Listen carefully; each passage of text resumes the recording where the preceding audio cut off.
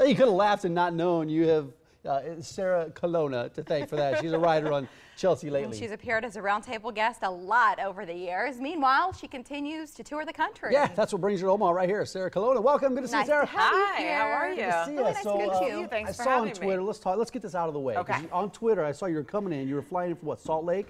Yes, Los Angeles to Salt Lake. Salt Lake and Salt Lake to Omaha, and the people next to you were eating Popeye's chicken on the flight. So this chicken is wafting up. The grease is probably dripping down. They got their. It was a mess. They both came. They were, first of all, they weren't even a couple. I assumed they were a couple. They weren't. So one girl sits down and she has her little, you know, that little box of Popeyes. Yeah, the box. And I was like, oh, at least she's one row over. And then the guy next to me comes on and he has it too. And the two of them are just, and he's put his napkins everywhere. And I was like, it's a tiny little plane. Yeah, it's not good. It's the worst smelling thing. But then by the end, I wanted Popeyes. That was the worst part. Was it fried? Were they eating the fried chicken? Yeah, they were eating fried chicken and biscuits. I love that. I'm not going to pretend it didn't look good. It's just that you have to. There's a small area here. Right. You got to pick your poison. Yeah, on they're a not flight. big planes coming in. It's like bringing a big bowl of broccoli. You know, broccoli kind of has that smell. It's like you don't do that. No, that's funny. Yeah, it was painful. We were talking about tooth fairies off the top of the show. It's our conversation on social media today.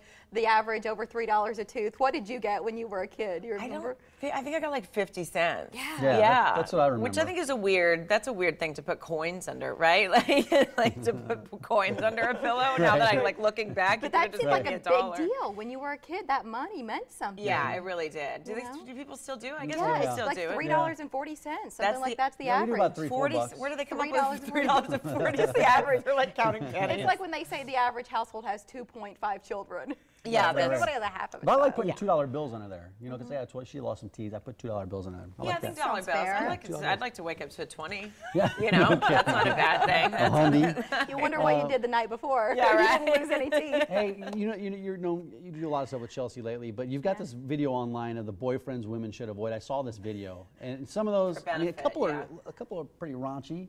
Well, one is, but it's actually pretty funny. So describe the type of guys that they should stay away with. This was something I did for Benefit Cosmetics, and they came up with the four types of boyfriends, and it was like the sort of flamboyant man that you realize isn't into you. The sort of the man with the wandering eye who always this guy right here. Yeah, ends up with your friends probably. And then what was the other? I can't remember the other two now. Well, there was something about the over moisturizer. Yeah, that guy. Yeah, and then a guy that uses all your hair products. A guy that gets done early. Oh yes, that. And we're not talking about like dinner or anything. Yes. No, he doesn't finish the dinner early. Is there a type you always find yourself going toward, or that you wish you could avoid? I see my boyfriend now. I'm actually dating someone now. I was single for a really long time. My boyfriend now is like the opposite of anyone I ever thought I would date, but in a good way. But I always felt myself like, I think when I was bartending, I was always dating like brooding alcoholics. That's not a great type, by the way.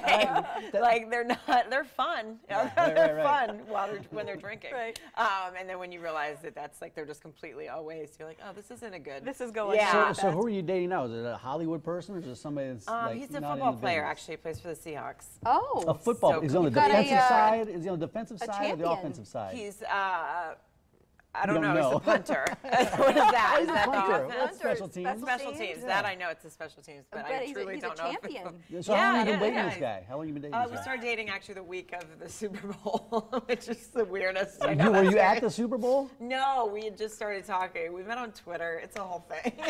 Well, look, we got time. We got 3-4 minutes left. Oh, okay. Yeah. Actually, one of the guys who's on Chelsea lately, Ross Matthews, is a big Seahawks fan, and he was at the NFC Championship game, and he ended up. John went up to him and said, "Can you introduce me to Sarah?" And then he did, and now it's the weirdest story. It's very ridiculous. This is exciting. But he's actually a really great guy. 6-8 months now? Is that what yeah, we're about? yeah. Okay. Or whatever that is, January. Yeah, well, I don't know, what is it, August? I love Mike's depth of questioning here. Well, I just like to know these things. I like to know these people that come I know. in I want to talk about your book, because we were joking about you losing your pants and why you'll be looking for them this winter. This is number 2 for you. My second book, yeah. It's actually coming out in March. It was Life as I Blow It was your first book, and you did quite well. Debuted at number 5 on New York Times best-selling. Yes. And so what's the new book about? This one's called Has Anyone Seen My Pants? And it comes out March 31st, and it's more like my first book was really about sort of just trying to grow up in general, and this one is more about like when you are an adult and you have your career sort of together, and then you're trying to figure out your personal life and having time for it. And it was really hard for me for a long time. Like it wasn't, I had my career, but my personal life was just always gone, traveling. And, you know, I think anyone can relate to that because I think everyone sort of goes through that, especially when you're, you know, I'm from the South and I'm not married and I'm 39. And so it's sort of, it's a lot about that. I mean, it sounds serious now that I'm saying it, but it's not. It's a fun take. No, that's cool. You're at the Funny Bone this weekend, funnyboneomaha.com for tickets. You can also call the Bone phone. What number is the Bone phone, Mary? It's 493-8036. So we've got 5 shows from Sarah between tonight, tomorrow night, and Sunday. Sarah Colonna, great to have you on the Morning Blend. Thank you. Thanks for having me. Thank you.